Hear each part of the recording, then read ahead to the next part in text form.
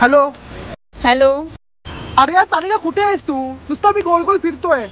त्यात काय गोल गोल फिरण्यासारखं नाहीये. तू कुठे आहेस एक्झॅक्टली मला सांग आता. मी आता मुंबई वाईनच्या इथे आहे.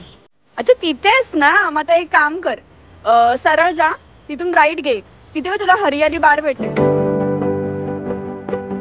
बघ तुझ्या लेफ्ट साईडला बघ प्रकाश वाईन शॉप आहे.